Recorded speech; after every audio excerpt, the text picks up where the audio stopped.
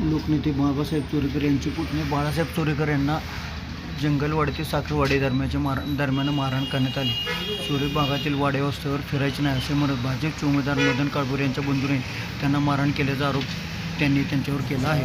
जंगलवाडीला त्या पारायणाचा उद्या तिथे शुभारंभ आहे यासाठी मी तिथं गेलो होतो. ग्रामस्थांनी तिथे मंडप घालण्याची योजना मागून त्यांची चर्चा केली. तिथून चर्चा करून मी परत माघारी फिरलो. दरम्यानच्या जंगलवाडी साखरवाडीच्या मध्ये एक भैरवनाथ देवालय आहे. या देवालयाच्या पाठीमागच्या बाजूला जराच्या मागच्या बाजूला लघवीसाठी उभा राहिला. लघवीसाठी उभा राहिला असताना साखरवाडी ही बाजू म्हणून आत्ताचे जिल्हा परिषदेला जे भाजपचे उमेदवार उभे आहेत माधवराव उर्फ मदन निवृत्ती काळभोर यांचे बंधू विश्वास निवृत्ती काळभोर हे त्या ठिकाणी आले.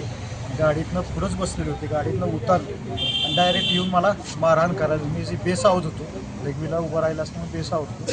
डायरेक्ट त्यांनी मला मारहाण करायला सुरुवात केली आणि मारहाण करून माझा पूर्णपणे शर्ट वगैरे फाडला. आणि तू ह्या ठिकाणी वर कशाला आला आहेस, तुझं काय काम आहे, तुला सांगितलं ह्या भागात फिरू नकोस, काय करू नकोस. पण माझं त्या देवाच्या दर्शनासाठी आणि त्या पारायणाच्या ह्याच्या योजनेसाठी मी तिथे गेलेलो होतो. आणि त्याचा परवा 2-3 दिवसापूर्वीसुद्धा त्यानं एक मला दमबाजी केली होती की तुम्ही ह्यात पडू नका, पडला तर भागात जाईल अशा दृष्टीने त्यानं मला. मी ते काय लक्ष दिलं नाही. पण आज त्यानं अचानक माझ्या अटॅक केला आणि जीव घेणं असा हल्ला माझ्यावर करण्याचा प्रयत्न केला. त्यातनं स्वतःचा शर्ट फाडला आणि स्वतः म्हणला चल मी पोलीस स्टेशनला आता दोघं पण अडकायचं. आता मी पण पोलीस स्टेशनला कंप्लीट होतो. स्वतःचे शर्टाची तिरगाण्या केल्या. त्यांच्याबरोबर ते यात्रा कमिटीचे पालिगावचे दळवी म्हणून आहेत ते त्यांच्याबरोबर होते. दुसरे एक ग्रस्त होते. दुसरे ते त्यांचे चिरंजीव डॉक्टर आहेत ते एक त्यांच्याबरोबर होते. असे सर्वजण ती लोक तिथं माझ्यावर अचानक हल्ला केला आणि हल्ला करून तिथून ते खाली आले. आम्ही पहिल्यांदा पोलीस स्टेशनला जातो, तुझ्याकडे बघतो आणि दोघं पण हात अडतो असा हा जीव घेणा माझ्यावर प्राणघातक हल्ला करण्याचा प्रयत्न केला. निश्चितपणे मी सुद्धा या जिल्हा परिषद गटामध्ये किंवा या चोरी विभागामध्ये एक नेतृत्व करतो.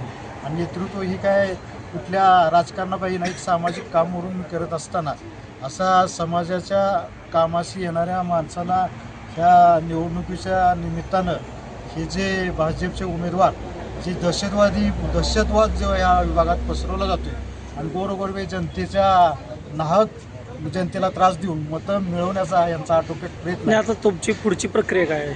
पुढची प्रक्रिया मी आता यांना पोलीस स्टेशनला मी माझी तक्रार दिलेली आहे. मला थोडंसं छातीमध्ये असं त्रास होतो आहे. मी जरा मेडिकल करून मी माझी माहिती NC देणार आहे.